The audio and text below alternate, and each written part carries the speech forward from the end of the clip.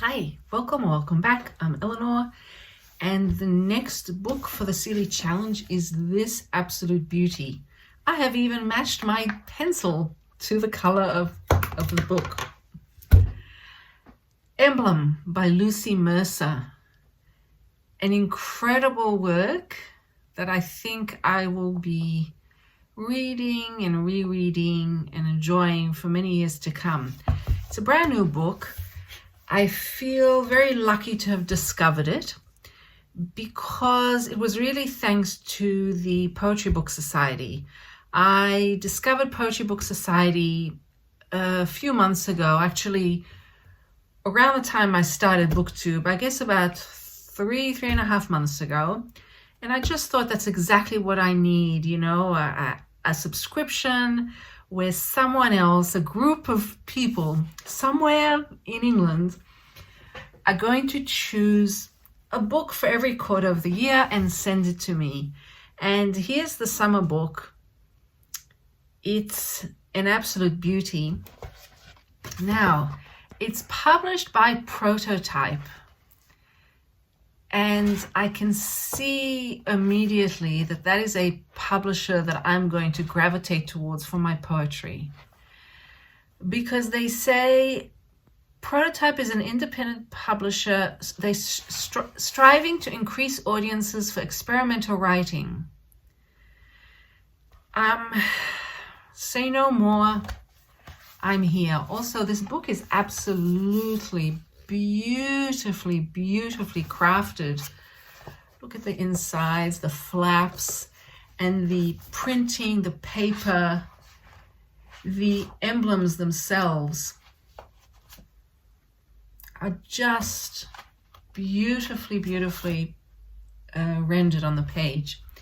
And I think that is very important for Lucy Mercer, for this kind of poetry book that she's written here.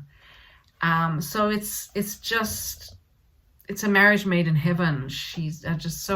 I'm so happy that she found this publishing company. But back to the book proper. So imagine this: you are a youngish single mother of a baby boy, and you are absolutely infatuated with a book. It's an ancient book that's had its roots, I think, in the 16th century, that is almost impossible to define, but you can't stop thinking about it. That was Lucy Mercer's situation. The book was the Book of Emblems as developed from the epigrams of a man, a jurist, a philosopher, Italian, called Andrea Alciato. So he starts to write small little bits and pieces of text to circulate among his friends. One thing leads to another, and someone decides to print them. Not only that, but they accidentally get printed together with wood engravings from an artist. And through the years, they get changed, printed, and reprinted. It's really very odd. And of course, all of the best poetry comes from the most odd parts of life. So it makes perfect sense to me. So Lucy Mercer decides that she wants to do a PhD on this, and she does. And I imagine that this poetry book came out of that. And thank you, Lucy Mercer, because this has been quite an experience. I've been sitting on this book for a while. I've been dipping in and out of it, and I needed this silly challenge to push myself to just sit down today when I had some time and read it cover to cover. And it's quite something. Now, back to this relationship between Lucy Mercer and Andrea Alciato from the 16th century. I'm going to start by going to the very last poem, just to read it. The very last poem is titled Andrea. Are you still there some days behind the door between us? And will I open that door one day to find you there and hold you so close and touch your face? Will you find me when I am sick, when my green shadow pulls my heels back into the grass, and nothing will bring me back then, not even you?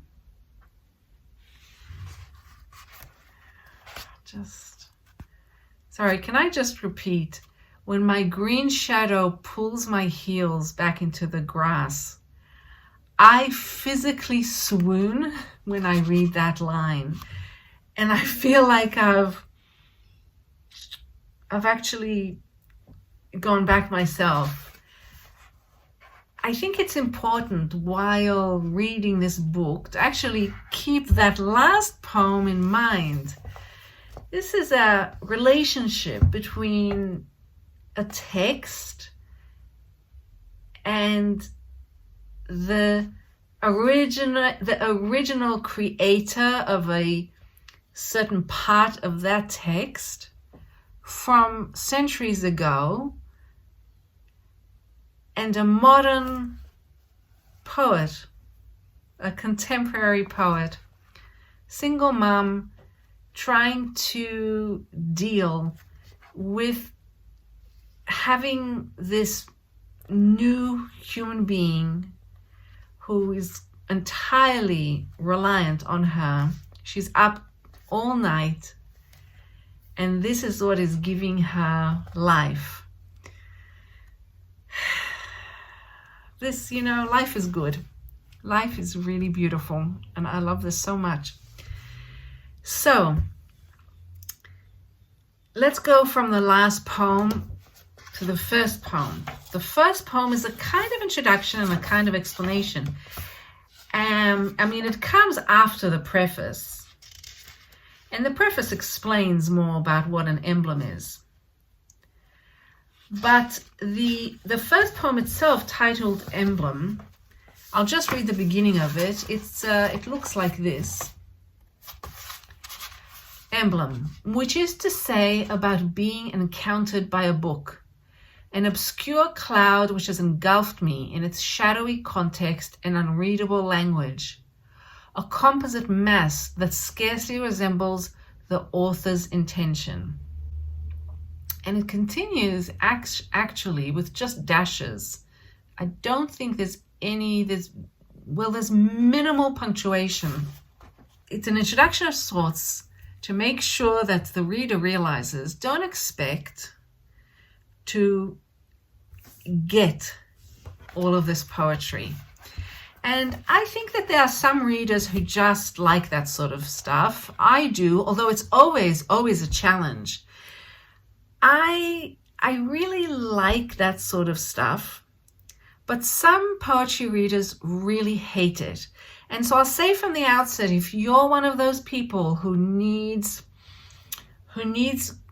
the most clarity possible, really this isn't the book for you. You'll find obscurity in all poetry, almost all poetry, or at least I think in all good poetry, in my humble opinion. Now, as you push into the more and more obscure, you're going to lose a lot of readers. But there are readers who live for this, which I am one of them. And so stay with me if you are. So what is Lucy Mercer so crazy about? These emblems, what are these emblems? An emblem has 3 parts to it. There's the image itself. There's the text within the image. And then there's the text that's written here. So the motto, the picture itself, and the text. So you're dealing with 3 parts. What is so compelling about it is that for whatever reason, There's no direct, obvious correlation between those three parts. The image is not illustrating the text. The motto isn't clearly correlating with the text or the picture. And that is really what poetry does often. You'll have the title, you'll have the language of the actual poem, and you'll have the image that the poem is often showing you. So in a certain chapter of this book, you'll see that Lucy Mercer is playing with that. So she's chosen an image from one of the emblems in the book. She's added a title and she's added her own poem. She's working in threes. Now, this doesn't, it won't make sense to you. So what that does is it allows you to really think and ponder any possible connections that you come up with. So you have to bring a lot of yourself to this poetry. And I really enjoy that very much. Now, I was thinking back to the book I read just yesterday and talked about, Victoria Chang's The Trees Witness Everything. And I think something that Victoria Chang was doing in some way was also somewhat similar, in the sense that here she's chosen titles that are not titles really from her imagination. They've started in another poet's imagination, and she's added a poem that might not necessarily match on first reading or even 10th, 100th reading, but she wants that feeling for her poems and that feeling for her readers. And there's a reason that she didn't put 4 or 5 poems on each page, and she decided to keep to 2 per page. So she's really doing something that's really not that far off from what Lucy Mercer is doing. Lucy Mercer has just exaggerated it to quite an amazing level. Another similarity between Lucy Mercer and Victoria Chang is that they both enjoy working with visual artists, and that's quite exciting to see. Now, there's a great interview on YouTube that I discovered with Lucy Mercer, and I'm going to link to it. And that video really helped me when I wanted to go back to the book to reread it. It helped me put more context into my reading, because it can be very hard going if you want to read it all at once. It's not really a book you should read all at once. This is a book to live with. But within that interview, Lucy Mercer says some really helpful things. She talks about obscurity as being, and I quote, an active state of being.